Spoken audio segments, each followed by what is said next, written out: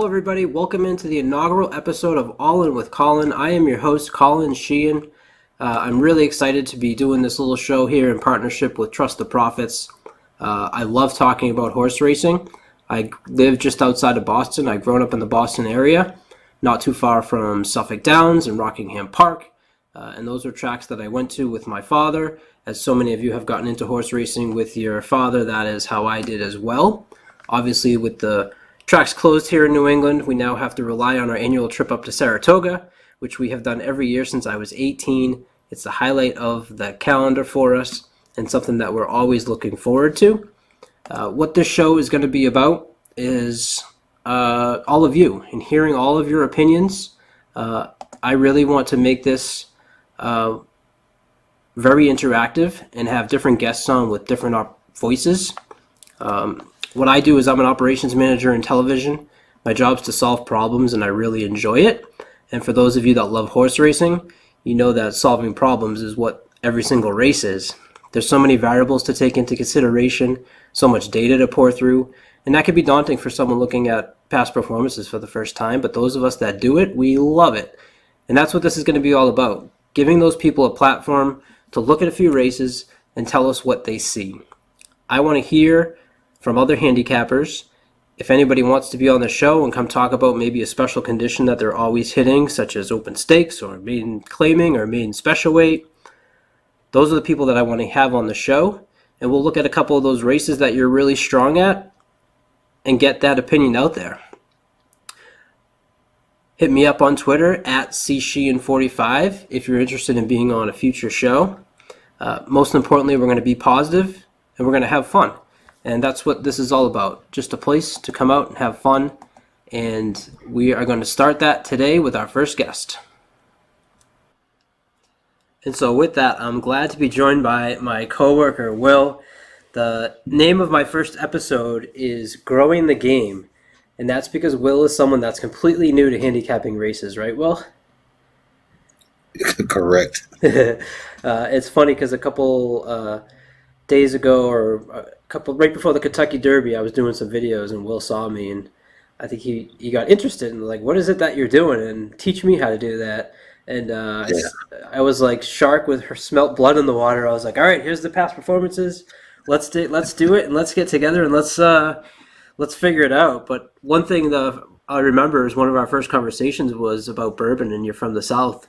And bourbon and handicapping go hand in hand. So we may not give any winners today, but we do need to give out some recommendations for some bourbon that you maybe have passed in your travels. So what would that be that you would give out to the viewers of a bourbon that maybe they haven't heard of that they should try? Well, I mean, if you're a bourbon drinker, I'm sure that you've heard of them all. Now, have you gotten your hands on some of them? That's different. I'm a Woodford guy myself. I've actually been to the distillery and did the tour and did all of that. Got the chocolates in the whiskey. I have a couple of bottles of Blanton's that are very hard to get, and they mark up wherever you find them. So I was lucky enough to get a couple of them for the regular price from a store when I was in Tallahassee, Florida. So I'm kind of holding on to those. They're unopened. I've had about 4 bottles, but I've got 2 that are unopened. But Woodford's kind of my go-to, my daily whiskey that I'll get. Some Uncle Nearest, again, another hard one that's hard to get, but I yeah, the Woodford, that's kind of when I drink whiskey, that's what I buy.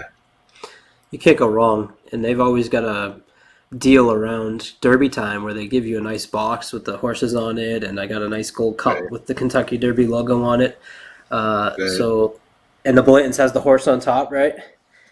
Yeah, the Blanton says it, so it's perfect. It fits. It's very fitting for horse racing to pop the top with the horse on the bottle cap, and you just pour a drink, and it's pretty good. It's pretty good. And hopefully that's after you hit some winners, right? Yeah, hopefully that'll make you pop a bottle. So you haven't never bet on a horse race before, right? Never in my life. I've seen a couple, and but I've never pulled a dollar out of my pocket to bet on any horses. It's just sitting in the background, just curious, watching everybody kind of do their thing. I've been to a couple of events where they had some horse racing going on, and I could just see the atmosphere, and everybody's kind of getting into it and feeling kind of left out, you know. So this is good to kind of have some insight on what's going on with that, and to finally, be able to kind of feel confident about being in those circles, and feel confident about actually putting my money down, because I'm not a big gambler, but it's fun. Like you said, it seems real fun to kind of get involved in that. So I'm looking forward to it. Well, Will's an engineer where we work, and I'm an ops manager, and that's what we do is we solve problems. And I've always said every single race is its own problem, and it has a lot of data that you need to look through, figure out the variables, and try to make a decision on. And so one piece of advice that I would give you starting out is literally starting with a dollar or $2, and betting a dollar or $2 to win on a horse until you get comfortable with all these variables. And honestly, you don't even need to bet the money. It's just as fun for me to look through the past performances and try to figure out what's going to happen. And so that's what I figure would be fun for us to do is, I know I sent you some past performances for Sunday at Belmont. And one thing that you might not have read through, I know you read through the Brisnet tip sheet that they give you to kind of explain all of the information that's on a past performance. But along with that is a whole bunch of different information behind the scenes that you have to become comfortable with in order to kind of decide where to go. So the first race we're going to look at is a maiden claiming race. Okay, so a maiden claiming race, a maiden race is for horses that have never won before. And you have two kinds of maiden races. You have maiden claiming and maiden special weight. Maiden claiming is the lowest level and the most unreliable horses. What claiming means is that another trainer can purchase that horse. So if you have a really good horse, you're not going to want to lose that horse by putting him in a maiden claiming rate. You're going to put him in a maiden special weight, because a maiden special weight is for horses that haven't won before, that have a lot of potential to move up the ranks. Maiden claimings fail to repeat strong performances, and one thing that you'll want to get comfortable with in maiden claimings is finding horses that are dropping down from maiden special weights. So the whole game of horse racing is figuring out where your horse fits, right? So if you're an owner and a trainer, it's where's my best opportunity for this horse to be successful and not wanting to lose him, right? So what I'm going to do is I'll pull up our first race tomorrow at Belmont Park, and we're going to dive right into the past performances here. And so one thing you might not have noticed, race 1, right? I'm going to circle it here for you. See how it says MC 40,000?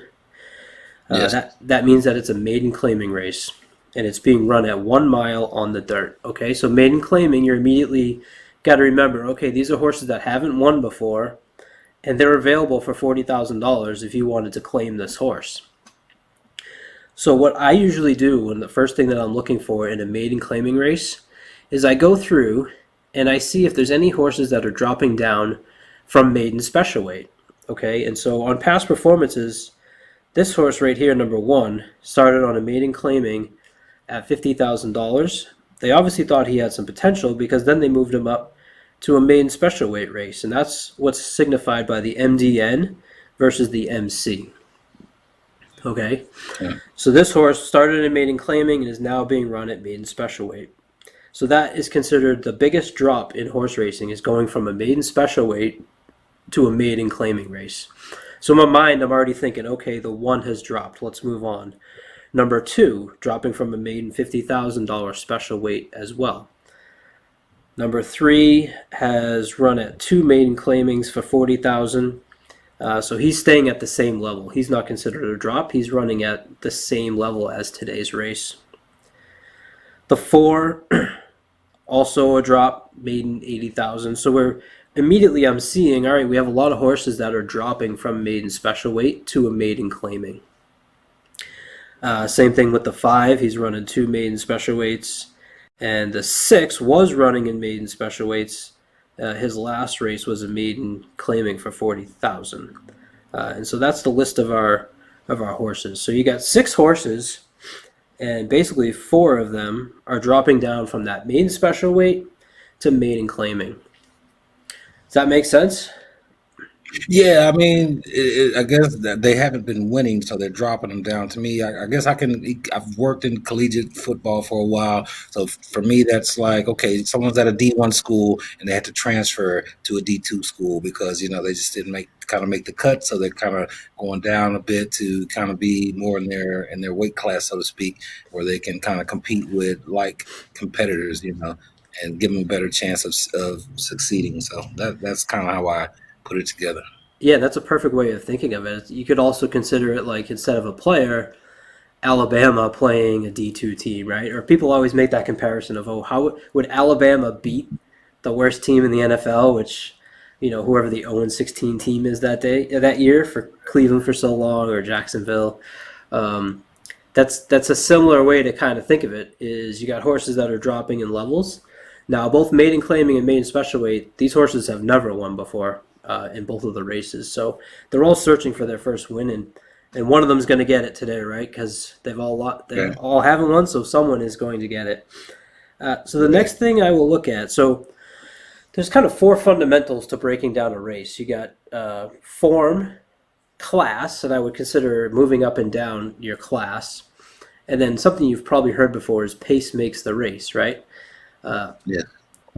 And that sets up for, hey, if you're a horse that likes to break early and is going to get an early lead and not have to use all of your energy to keep that lead because you're the only one that's going to be up front, that sets up nicely for you. If you're one of the horses, if there's 5 horses in a race and they all want the lead and they all want to be out front, that sets up nicely for a horse that might be coming from behind. And so that's kind of where pace makes the race, right? The Kentucky Derby, there was a lot of pace up front, which set up really well for Rich Strike, who came from way far behind to catch the 2 at the wire, right, at 80 to 1. Yeah. That was amazing. And so that's what people are talking about when they are referring to pace makes the race. In these maiden claiming races, which are the lowest level, generally horses that get out to the front generally do a little bit better than those that are from behind, just because they have that advantage of being up front when it comes time to get to the home. And so if you go to the last page of these past performances, Brisnet does a pretty nice job in this area right here of explaining the pace. And unfortunately, this Right. race they don't, because only 2 of them they have a pace for. But you have 2 horses with the E running style. That means early speed, and then they put a number next to it to kind of give you a sense of where on that scale how early they will be. E8 is the most you will see. So we're not gathering a lot from this running style on this last sheet here. If you wanted to recognize that on your own, right here in the middle, on the last, so this number 1's last race, okay? They give you the point of call of what place that horse was in at the 4 different calls of the race. So he was in 6th place at the first call, 6th place at the second call. In the stretch, he was 5th, and he finished 5th. This little 9 means he was 9 lengths behind. 9 lengths behind the winner, who on that day over here to the right was this Completed Agenda, I believe is the horse's name. Okay, and so a horse that would be considered early speed would have someone that has all 1s up here. None of these do, but this horse here, the 6, first call 3, down here in a couple races, he had some seconds where he was in second for the beginning half of the race and just kind of couldn't hold on. This might be a horse that I'm a little bit intrigued by because he's shown that he can get to the lead. One thing he hasn't really shown is the ability to pass horses. He has a couple times. Actually, he's done that more than a few times here. He's passed 4th and he finished 3rd. 7th he finished 6th. So he's not a world beater, but remember what I said is maiden claiming races are the worst of the worst. So you're trying to find little variables that will separate them, okay? Another thing I noticed on this horse, horses are constantly being moved around, and that's what you'll call a claim. And these lines right here that you see, I'll highlight them for you. Previously trained by, previous claimed from, and previously trained by. It means the horse has moved over his last 4 races 4 times. Um, and now he's running back for the second time with Linda Rice. That's something you want to pay attention to, is how a horse does. Horses will usually improve their second time with their new trainer, right?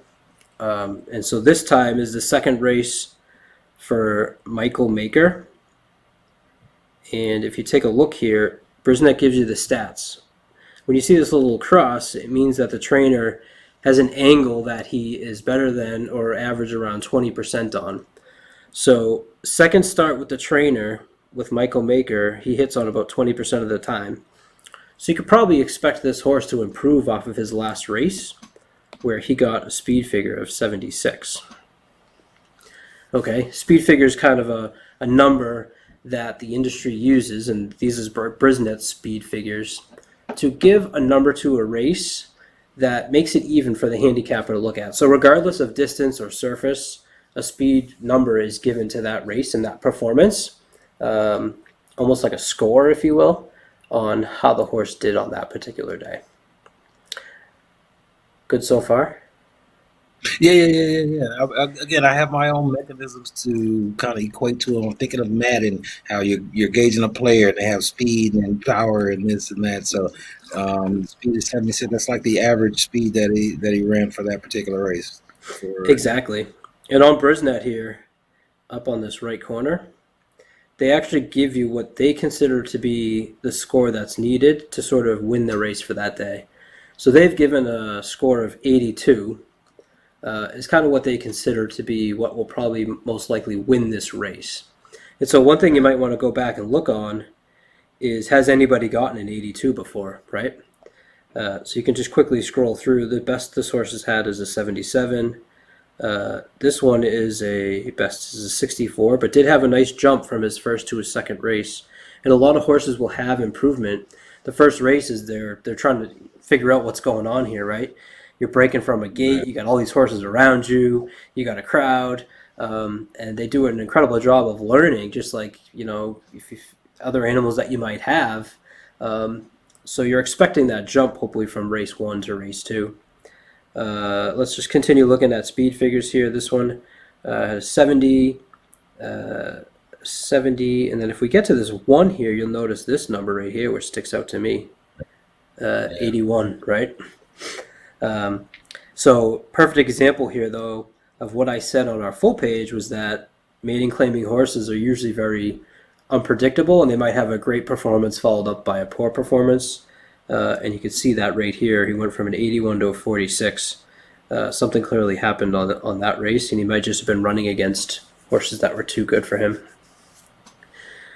Alrighty.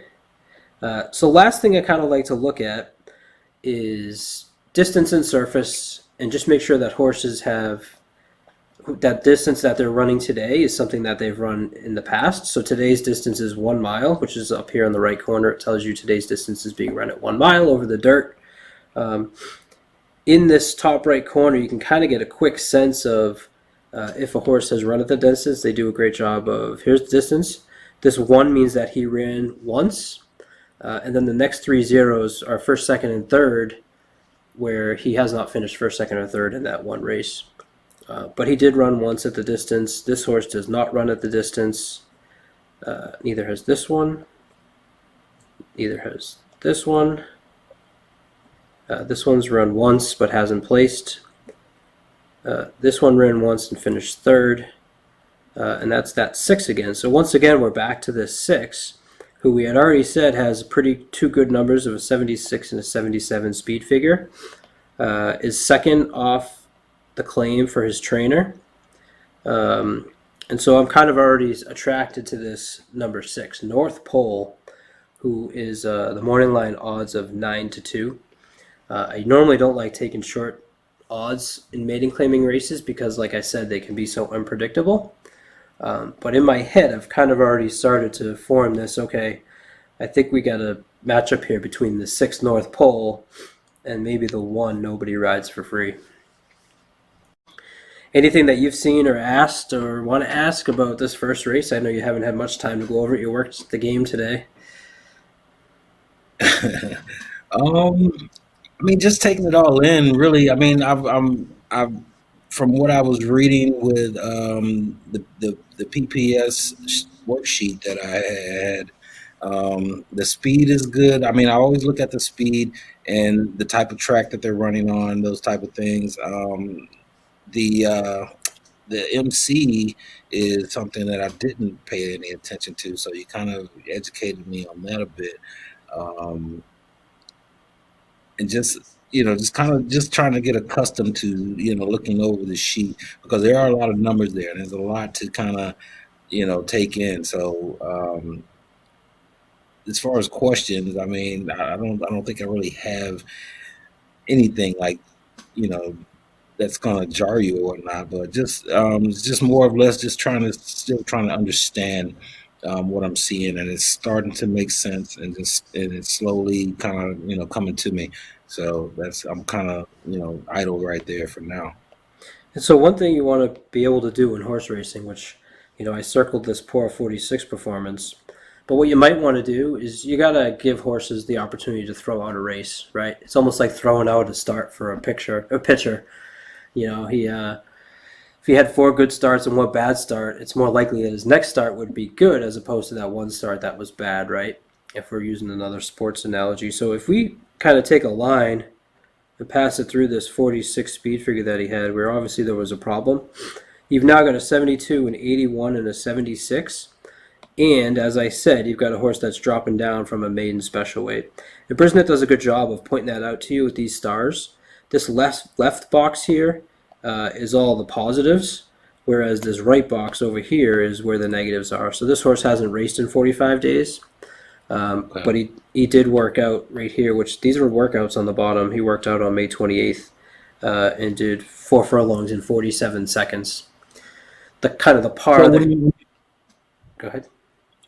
when you say workout, what do you mean? Is that more like just training with the trainers, just like just a preliminary run that they were doing just to time him and to see where this horse is specifically at that particular time. Exactly. So they'll give the horse track time, and they'll for four furlongs. Say that three times fast. They'll actually have the horse give a good effort, and they'll time him. So on this day, the horse ran 4 furlongs in 47 seconds. And 47 seconds to you is probably just a random number, but what you think about is every furlong averages 12 seconds. So 12 times 4 is 48. So 48 is sort of where your average would want to be. So he ran in 47, which is actually pretty good considering he's right now in a maiden claiming race. And so Okay. You that's said something to furlong. pay attention to. Okay. You said furlong. What is that? 8 furlongs is a mile. So it's a measure of Okay. distance that they use in horse racing. Okay. So 4 furlongs is half a mile. This race is 1 mile long. So this race would be 8 furlongs. All Gotcha. right. So I think we've gone through this race enough and sort of narrowed it down to, unfortunately, the two favors, which is the 1 and the 6. The 4 is 5-2, who's the other horse that's only run once. So like I said, you want to be careful of that horse that is second time starting, is probably going to learn from his first race. Has been consistently working out. You'll see here May 30th, May 24th, so about every 6 or 7 days, which is something that I love to see. Irad Ortiz is a jockey that you'll become accustomed to. There's two Ortiz brothers, Irad and Jose, who are some of the best in the world. So this 4 has Irad up and didn't have Irad the first time. So maybe this 4 is someone that you have to watch out for as well. And that's ultimately you kind of have to make the decision on who's going to win. You only have 6 horses in here. So you kind of have to take a stand. It doesn't make sense to bet multiple ones. You want to go through this and decide on one of them, whether it's 1, 4, or the 6. I think for the purposes of putting you on the spot to pick one, I'm going to go with the 6, who's had experience running at this level, has shown pretty decent speed figures. The claiming multiple times leads me to think that they must just have some talent, otherwise people wouldn't keep claiming them. So let's, for me, take the 6th North Pole in the first at Belmont tomorrow. Sound good? You want to Yes. make a stick for your first horse race? You want to make a pick, or should we take a look at race 4 of Belmont? Hey, follow the leader. I'll go with six. The numbers that you've shown are pretty strong. And just for starting off, I definitely need to piggyback opposed to just jump right out there. So yeah, I can roll with number six. He definitely has the numbers to pull that off. So All right, very good. So the next race, we're going to look at one more race, and that is a maiden special weight. So we just talked about maiden claiming. Next up is maiden special weight, which the opposite of the lowest of the low. Maiden special weight is horses with promise. All horses have to run their first race or win their first race, and that's going to be a maiden. In a maiden special weight, you might want to prefer a horse that has previous experience. As I said, you can expect improvement for second-time starters. So the maiden special weight race that I found tomorrow is Belmont Race 4. Belmont Race 4. And the way you know it's a maiden special weight, it doesn't have the MCL, it's just MDN. So this is a maiden special weight for $90,000. That's the purse for the winner. And this race is being run at 6 furlongs over the dirt at Belmont Park tomorrow. Okay. So what we can do here is take a quick look at how many horses have raced before and what they've done in the past. So horse 1 here, as you will see, is a first-time starter. There's no races under his belt. The 2 has 1 race where he ran 6 furlongs. One thing to pay attention to here is this little SY means that the track was sloppy that day. So it rained, and there's different words that they'll put here, whether it's muddy, sloppy, fast. So you might want to pay attention to. Sloppy usually means slower times. This horse probably have a better improvement based on the fact that that first race was sloppy. Third race is another first-time starter. Number 4. Did you notice the name on number 4? Liana. Liana B. So it's an inside joke for me and Will, who work with someone named Liana B.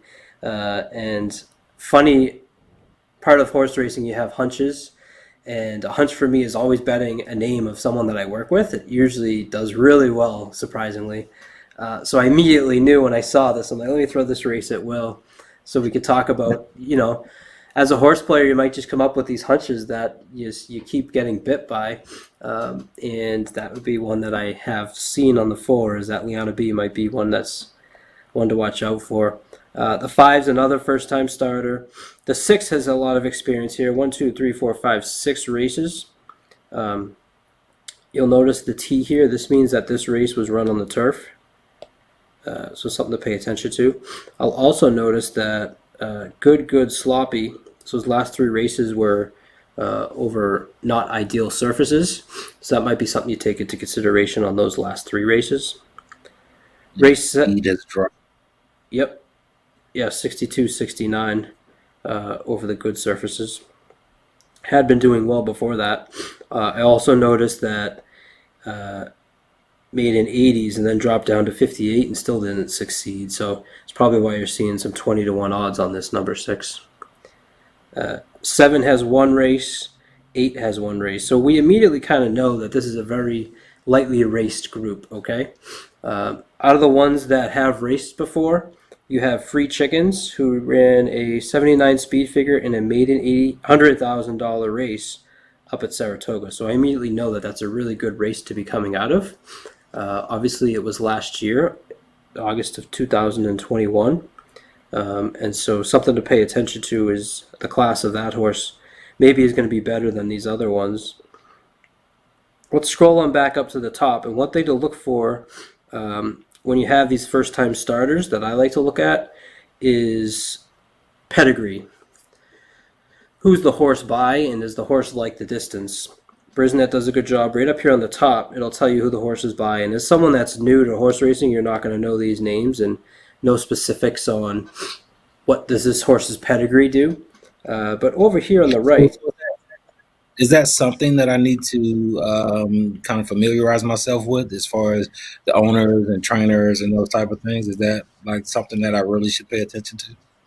You certainly will over time, but it's impossible to memorize. There's so many of them. I still have hard times remembering like which sires are specific to a distance and a surface. As you start paying attention more, you'll absolutely recognize the trainers and jockeys that are the best of the best. These past performances do a good job of giving you a percentage. So sire is pedigree, the father, and it tells you right here that this unified hits with 13% on first-time starters. Generally, I would always want a horse that's over 11% with their pedigree. Kind of a rule that I've set up on Let's Find Someone if it's a first-time starter that is over 11% with the sire, and also I want to see multiple works, which this horse has plenty of, as you can see on the bottom here.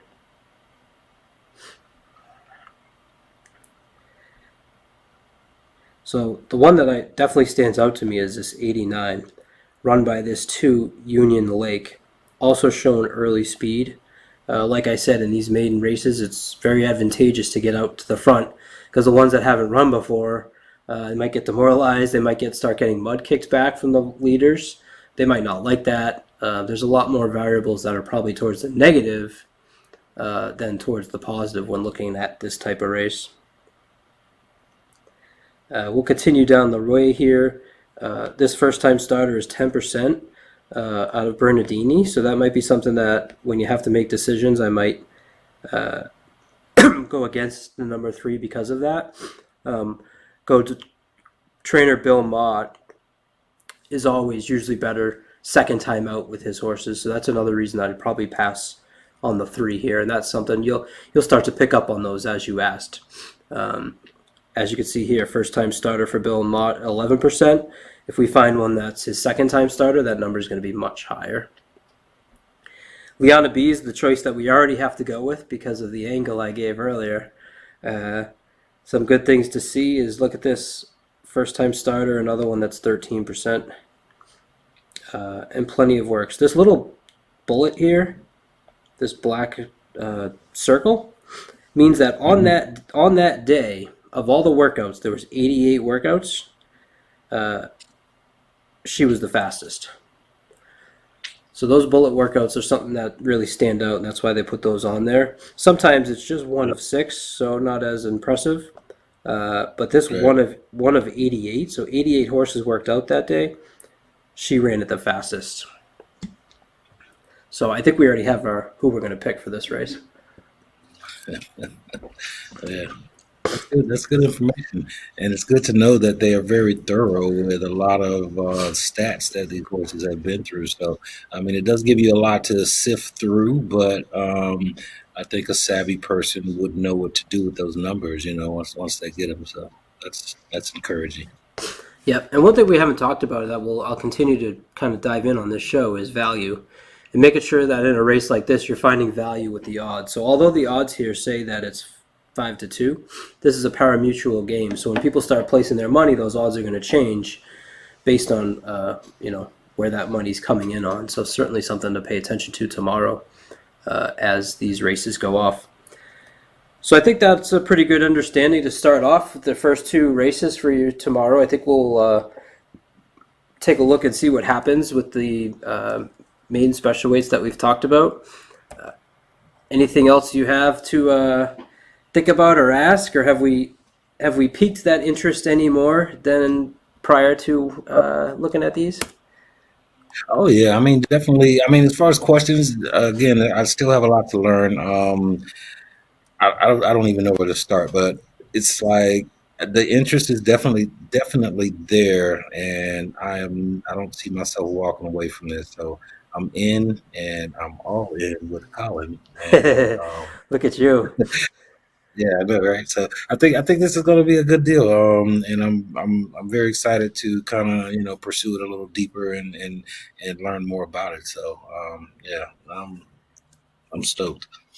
All right, so we'll catch up tomorrow. If you're around tomorrow night, we should jump on and take a look at race 1 and race 4, and we can go back and see how we did. We can see how Liana B did, and we can see how North Pole did, if that works. Yeah, that works for me. That definitely works for me. All right, well, thanks so much for being my inaugural guest on All In with Colin. Looking at some maiden races. We now have our maiden handicapper here who we need to get that first win for. And hopefully tomorrow we can do that with Will. So thanks so much, Will. Yeah, thank you. You're welcome. Thanks for having me.